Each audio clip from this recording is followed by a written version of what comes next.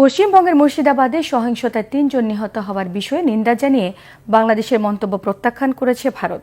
শুক্রবার এক ব্রিফিংয়ে ভারতের পররাষ্ট্র মন্ত্রণালয়ের মুখপাত্র রণধীর জয়সওয়াল বলেন, পশ্চিমবঙ্গের ঘটনাবলী সম্পর্কে বাংলাদেশের পক্ষের মন্তব্য ভারত প্রত্যাখ্যান করেছে। বাংলাদেশের সংখ্যালঘুদের উপর চলমান নিপীড়ন নিয়ে ভারতের উদ্বেগের সঙ্গে তুলনা টানার বিষয়টি প্রায় প্রকাশ্য ও কপট অপচেষ্টা। তিনি আরো বলেন, অযৌক্তিক মন্তব্য করার পরিবর্তে বাংলাদেশ তার নিজস্ব সংখ্যালঘুদের অধিকার রক্ষার দিকে মনোনিবেশ করলে আরো ভালো করবে। এছাড়াও এই ব্রিফিংয়ে রণধীর জয়সওয়াল বলেন, পাকিস্তান সন্ত্রাসবাদের কেন্দ্রস্থল, চেষ্টা করেও দেশটি এই নাম মুছে ফেলতে পারবে না।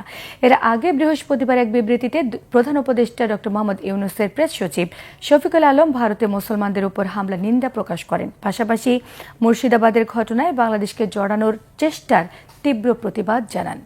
এদিকে দ্বিপাক্ষিক বাণিজ্য ইস্যুতে দিল্লির সঙ্গে ঢাকার উত্তপ্ত পরিস্থিতির মধ্যেই ট্রান্সশিপমেন্ট ইস্যুতে এবার মুখ খুলল ভারত।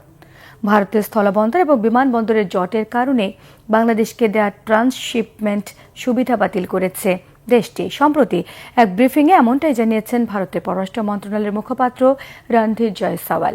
ভারতের এই সিদ্ধান্তে নেপাল ও ভুটানে বাংলাদেশের রপ্তানিতে প্রভাব পড়বে না বলেও দাবি করেছেন তিনি।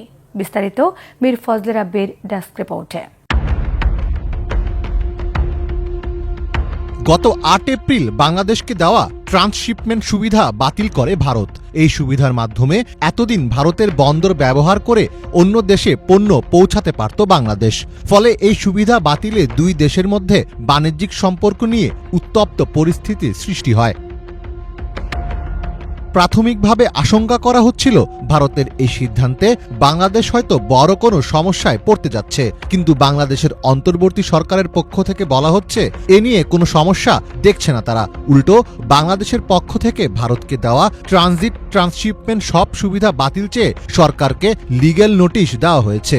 এরই মধ্যে পররাষ্ট্র সচিব, অর্থ সচিব সহ সংশ্লিষ্ট দপ্তরে এ সংক্রান্ত নোটিশ পাঠানো হয়েছে।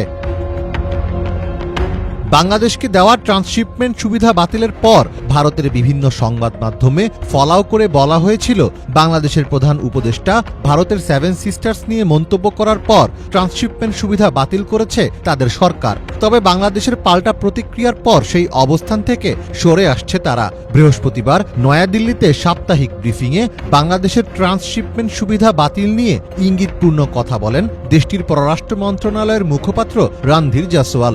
এ কূটনীতিক বলেন, দেশটির বিমানবন্দর ও স্থলবন্দরে পণ্য জটের কারণেই এমন সিদ্ধান্ত নিয়েছে ভারত। বাণিজ্য বিষয়ক ইস্যুতে গত সপ্তাহে আমরা ট্রান্সশিপমেন্ট সুবিধা নিয়ে একটি ঘোষণা দিয়েছি। আমরা এই ব্যবস্থা নিয়েছি আমাদের স্থলবন্দর ও বিমানবন্দরের জট দেখে। ট্রান্সশিপমেন্ট সুবিধা নিয়ে আমাদের যে ঘোষণা, এটি কোনোভাবেই নেপাল ও ভুটানে বাংলাদেশের রপ্তানিতে প্রভাব পড়বে না। আমরা বাংলাদেশের সঙ্গে গঠনমূলক এবং ইতিবাচক সম্পর্ক নিয়ে আশাবাদী।